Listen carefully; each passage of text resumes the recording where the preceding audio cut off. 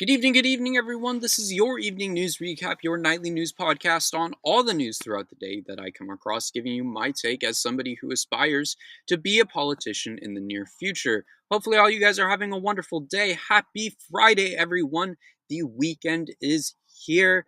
The weeks are going by fast. They really are. It feels like just yesterday. That July just started and it's already almost over, which is crazy.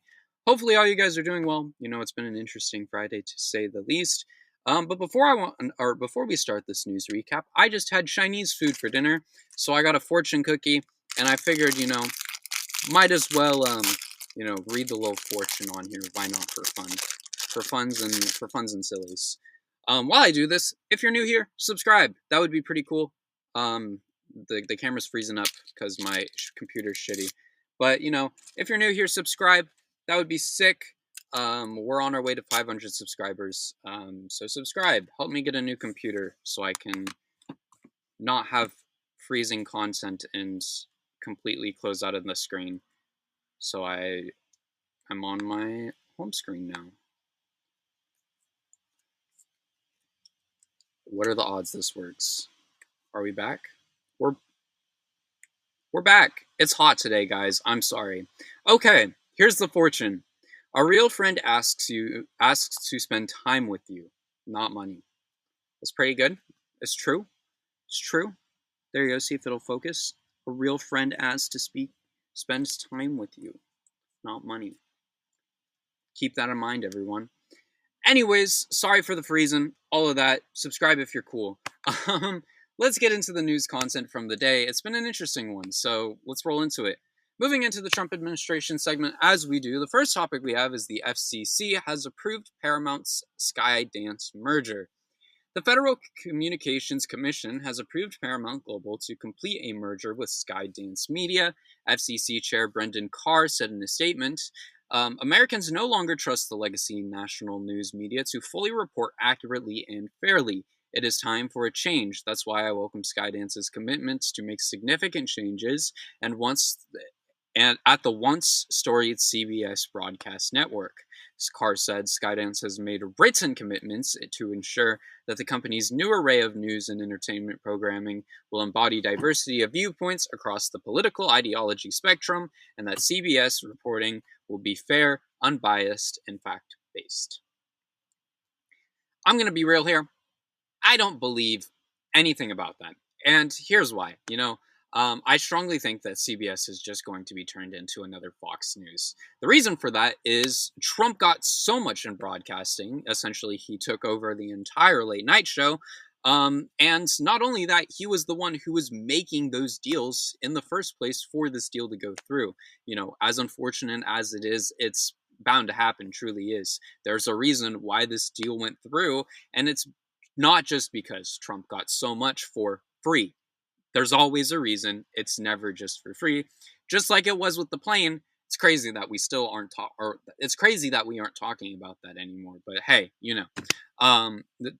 there is always a reason, and there is 100% a reason here why Trump got so much of that broadcasting and why this deal went through. I mean, it is very likely that CBS will just become Fox News Part 2. In other news, moving on into the Trump and Epstein segment, since we're making sure to highlight all of it, the first topic we have today is Trump doesn't rule out giving Ghislaine Maxwell a pardon. This morning, Trump was asked about the chance of Ghislaine Maxwell getting a pardon, and he wouldn't rule it out. So what did Trump say this morning? He said, I'm allowed to do it, but it's something that I have not thought about. I certainly can't talk about pardons right now. He seemingly brushed off the question entirely. It's gonna happen, just watch. It'll be the same as Diddy. Remember how he wasn't guilty out of nowhere all of a sudden? That's what's gonna happen here. 20 years is not long enough for this girl by any means. She should be serving a life term. If Trump really wanted people off of his back, he would have said no, absolutely not. But there's gonna be a deal made. I guarantee it. I'm sorry, but there is nothing you can tell me that makes me think that's not gonna be the case. Truly. Just watch. Something's gonna happen. Maxwell's gonna say something like, Trump isn't in the I know I said this. I've said this multiple times now, but Trump's going to say something like, or Trump's going to, not Trump, Maxwell is going to say that Trump isn't in the Epstein files, and then out of nowhere, Maxwell's going to get pardoned. Or maybe it'll be before that, or maybe it'll be after that. That's going to happen. I guarantee it. Absolutely, without a doubt. Just so Trump can get his own supporters off his back about the Epstein files, and just so Maxwell can get her ass out of prison, because we all know she wants out. No one wants to serve 20 years in prison, but she should be serving life. She genuinely should be serving life. She should not be allowed out of that damn cell. In other news, Maxwell is actually seeking a pardon from Trump. Ghislaine Maxwell's lawyer said that he's hoping that Trump will pardon Maxwell for her sex trafficking crimes. David Marcus spoke to reporters after the second day of interviews and was asked about Trump's comments on the potential pardon when he said, "We haven't spoken to the president or anybody about a pardon just yet. The president this morning," he said, "had the power to do so. We hope he exercises that power in the right and just way." She should not be pardoned. I know I just said this, but I'm going to say it again. She should be rotting in that prison forever. You know, anyone who has touched children should not be allowed to walk free from a jail cell. I strongly, strongly believe that, you know, like just saying they can't go near a school or something isn't enough. It's not enough. It is disgusting. You know, I don't care if you're left or right. We should all agree that people shouldn't be allowed to be around children and shouldn't be allowed to walk the street if they touch children. That there is no way that should be okay. And that's why Trump should be in jail right now too, but he's not in jail. It's crazy what money gets you, truly is. In other news, moving on to the final Maxwell topic tonight, Maxwell was granted limited immunity. Ghislaine Maxwell was offered limited immunity before she agreed to 2 consecutive days of questioning from the Department of Justice.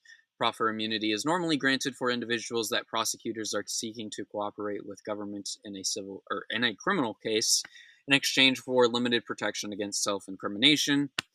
This is a common thing. You know, I don't think it amounts to much more than just keeping her sentence the way it is and not getting something worse because of something new she says. I mean, Trump needs to be in prison and she needs to stay there. They are both connected. They are both disgusting human beings. We all know Trump has so many connections with Epstein. It's become more clear every day. I mean, Trump should be in prison, and so should she for the rest of their lives. Moving on to the ICE segment, we have one horrific topic today. As a teenager who is a U.S. citizen was told, "You have no rights" during an ICE raid.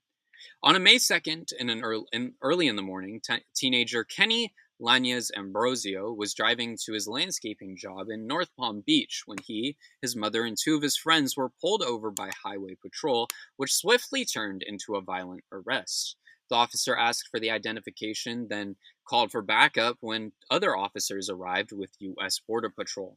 Footage captured by Kenny, who is an 18-year-old U.S. citizen, showed the officers gear they used for the work, and the 3 of the men used for work, 2 of them being undocumented. Sorry, I'm like messing up on my words again. Agents used a stun gun on one man and put the other in a chokehold. The one officer told the U.S. citizen, "Kenny, you've got no rights here. You're amigo, brother." After that, agents were heard bragging and making fun of the arrest, calling the stun gun use funny, and saying, "You can smell that $30,000 bonus." This is a horrendous story. Once again, it shows ICE are not only racially profiling, but making light of a god-awful situation. Not to mention the bonus. I mean, they really are just racist bounty hunters who follow Trump blindly. And that is absolutely fucking terrifying. It is. It genuinely is.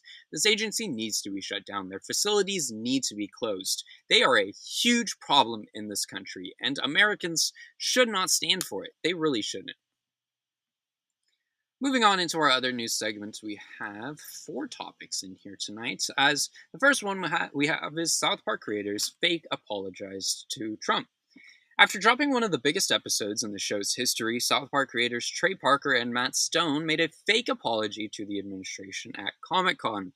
During the animation panel, they said, "We are terribly sorry," with a huge grin on their face. When the panel moderator joked about Trump having a subpoena with him, Parker responded, "It's fine, we're ready." that episode was hilarious, and I truly cannot wait to see next week. Also, Trump hasn't said a word, which is kind of crazy. I mean, all the man does is golf and watch TV. You'd think he would have said something by now, but I guess it got under his skin a little too much, and they said that his tweet was a little bit too mean for PR. I guess, whatever. I don't know. Trump, man, what a guy! What a guy! W episode by South Park, though.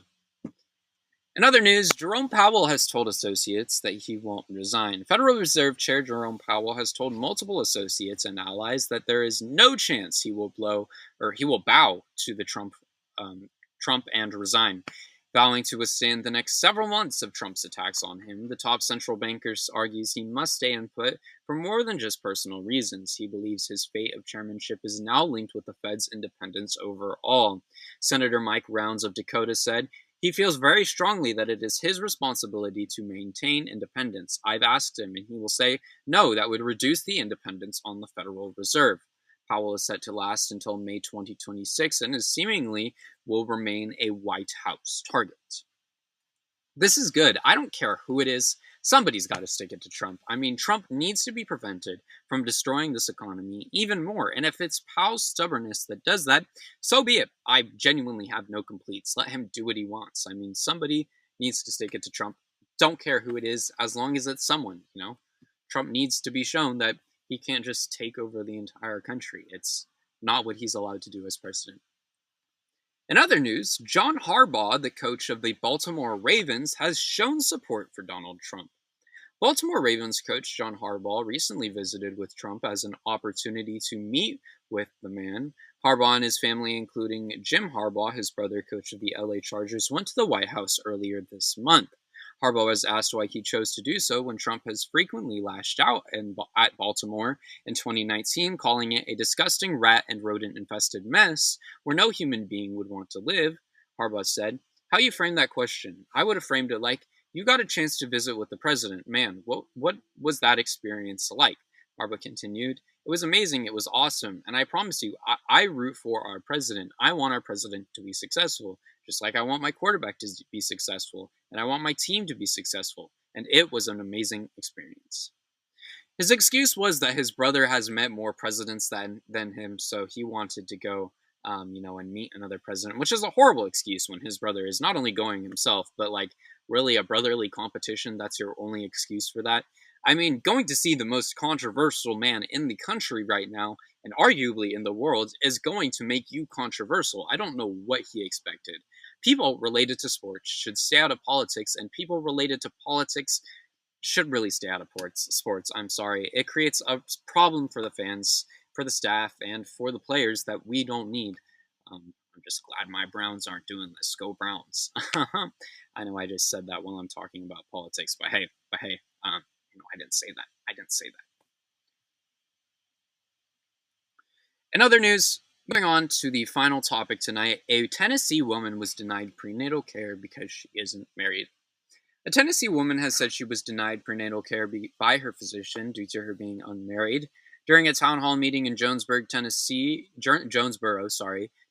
a woman shared that her doctor objected to her marital status despite her and her partner being in a relationship for over 15 years. She said that the doctor refused to heal her and it goes against their Christian values. She said that she was lucky she lived where she could travel across state lines to get her care, but she was scared out of her mind that she would go into labor because she has a child that she has to provide for already. The Medical Ethics Defense Act, which prevented her care, allows individuals and institutions and insurers to refuse participation or pay for medical services conflicting with personal or religious beliefs. This is so fucked up on so many levels. What happened to the rule that Trump set, whereas being together for more than 5 years legally counted as married? I'm pretty sure that's a rule the president set in an executive order. I'm sure many women are in her situation right now that can't get the care that they need, which is absolutely horrifying because not getting this prenatal care could be fatal, whether it be towards the fetus or towards the mother. It really could mean life or death. And we should be prioritizing people's lives, not our own values. I mean, excuse me, sorry, the fact that we are prioritizing our own values over saving someone's life is absolutely crazy to me.